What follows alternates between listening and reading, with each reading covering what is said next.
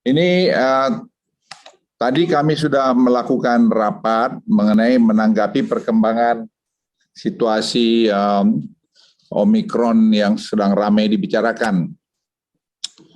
Pada hari Kamis tanggal 25 November, Afrika Selatan telah mengumumkan adanya varian baru yang merebak di salah satu negara bagian mereka. Varian yang baru yang merebak di salah satu negara bagian ini, varian yang disebut mengandung 50 mutasi yang dapat mempengaruhi kecepatan penularan dan kemampuan virus untuk menghindari antibodi yang dibentuk oleh vaksin ataupun antibodi yang dihasilkan secara natural akibat infeksi COVID-19 varian sebelumnya. Nah, mencermati mutasi tersebut pada tanggal 26 November 2021, WHO telah meningkatkan status varian baru tersebut menjadi varian of concern dan memberikan nama varian baru tersebut sebagai varian Omicron B11529. Saya ulangi, B11529. Sampai dengan hari ini, ada 13 negara sudah mengumumkan bahwa mereka sudah mendeteksi confirmed dan probable cases varian Omicron ini di negara mereka, dimulai dari Afrika Selatan dan Botswana. Varian Omicron ini sudah ditemukan diantaranya di Jerman, Belgia, Inggris, Israel, Australia, dan Hong Kong.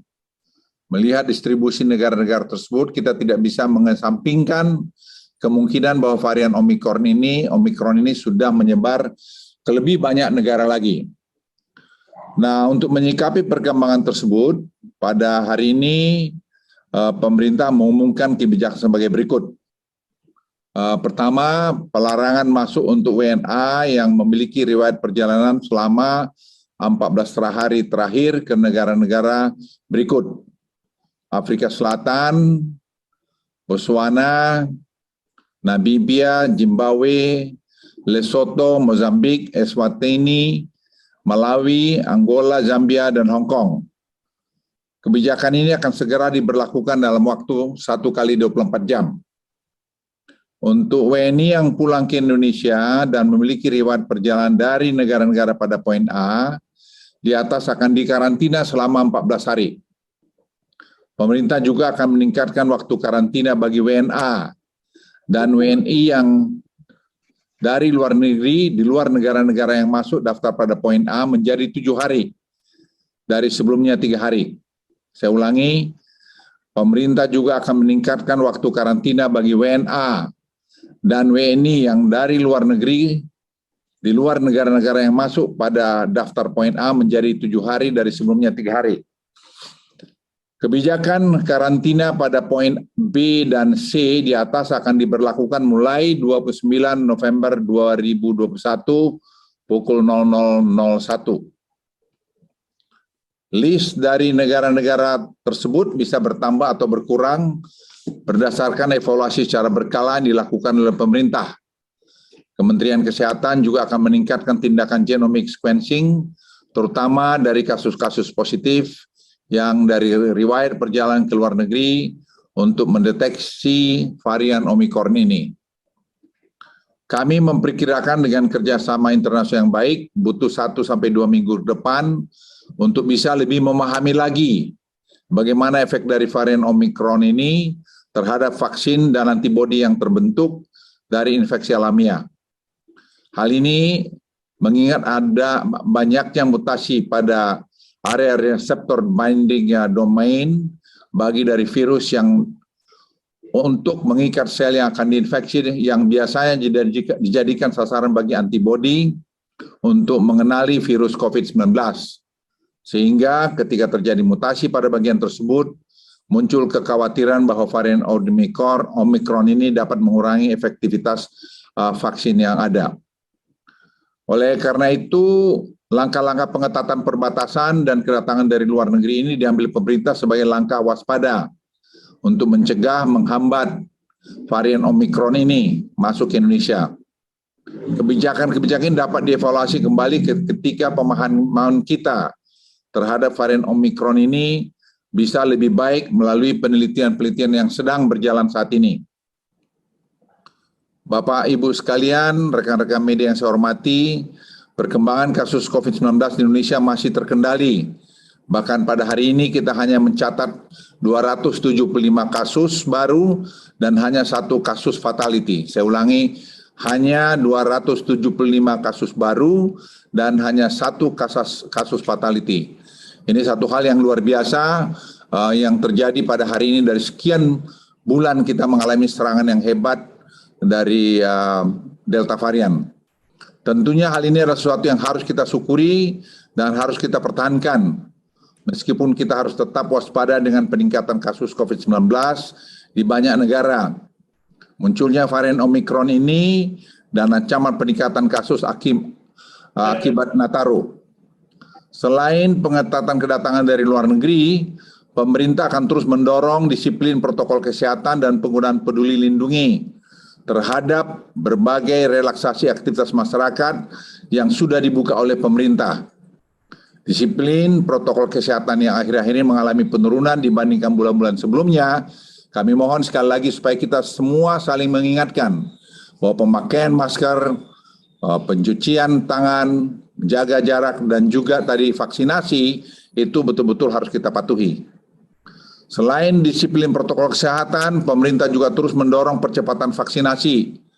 Nah, terutama untuk lansia, mengingat mereka adalah salah satu kelompok yang paling rentan terhadap dampak COVID-19.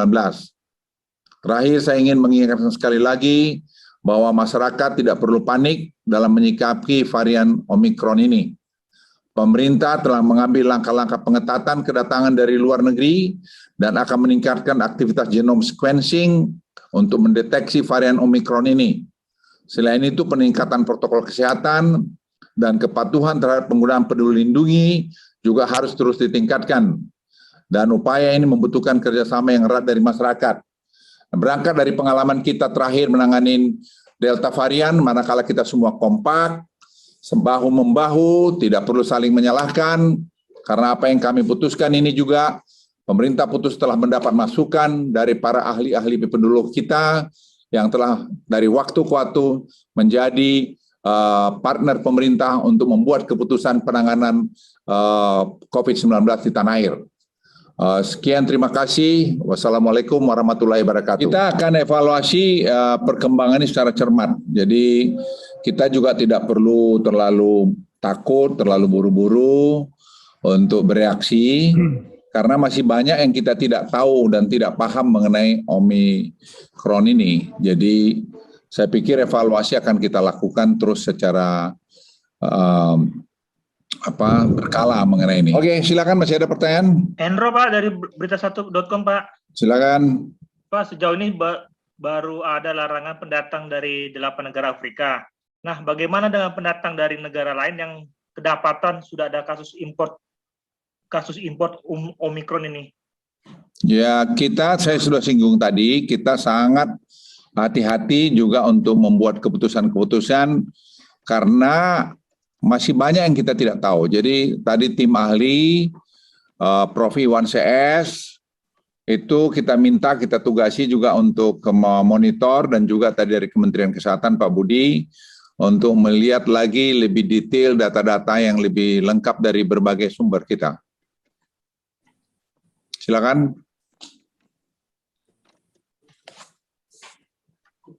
Kalau tidak ada, terima kasih, dan sekali lagi kita tidak perlu silakan. Ya, Ilham Pomenko dari Media Indonesia, Pak Menteri Kesehatan, Pak Kepala BNPB dan Prof. Iwan. Izin bertanya soal PMI yang ada di Afrika Selatan dan 12 negara lain yang sudah konfirmasi soal Omikron, Pak.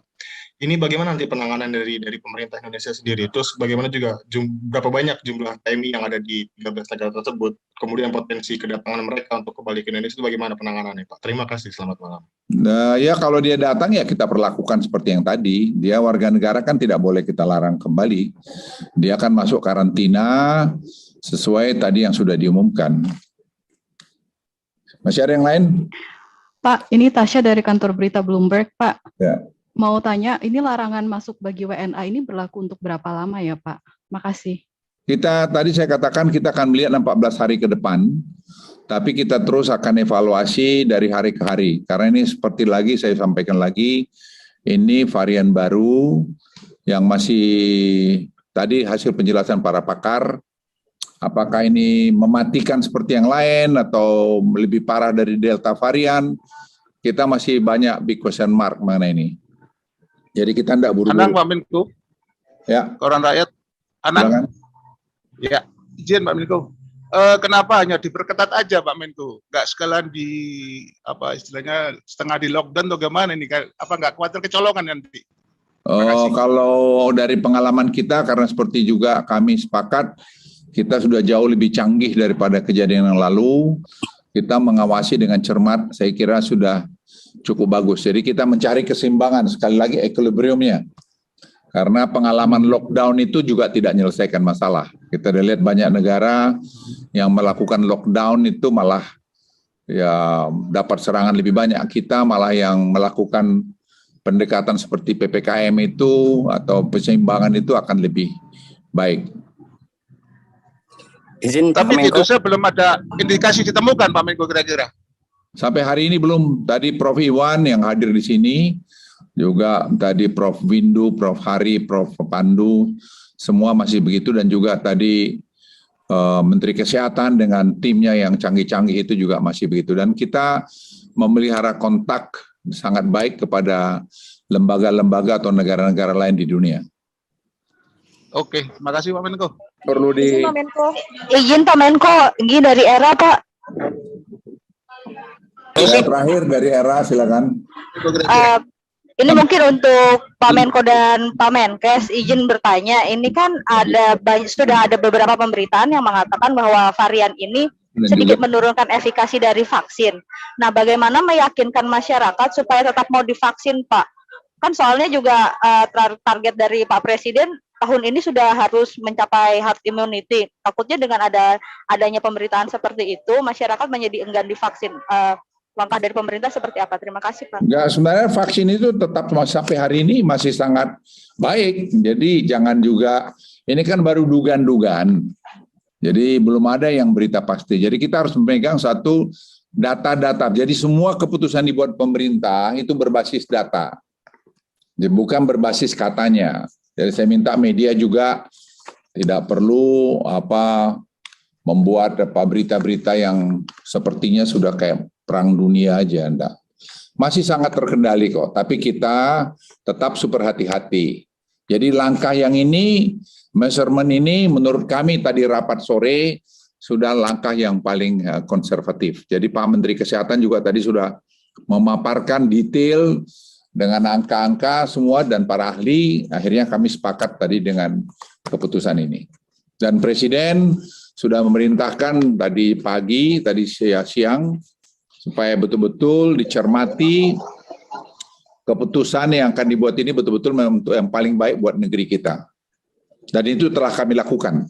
Itu sebabnya evaluasi itu bisa aja sekali 2 hari kita lakukan, tergantung daripada informasi kita dapatkan dari misalnya WHO atau lembaga-lembaga kredibel dunia lainnya. Ya, saya kira mungkin Pak Budi mau nambahkan lagi, saya kira. Izin Pak Menko. Muhammad Siddiq dari. Oke, terima kasih. Pak Luhut, Chico from ABC. Pak Luhut, do you mind? Oke, wassalamualaikum warahmatullahi wabarakatuh.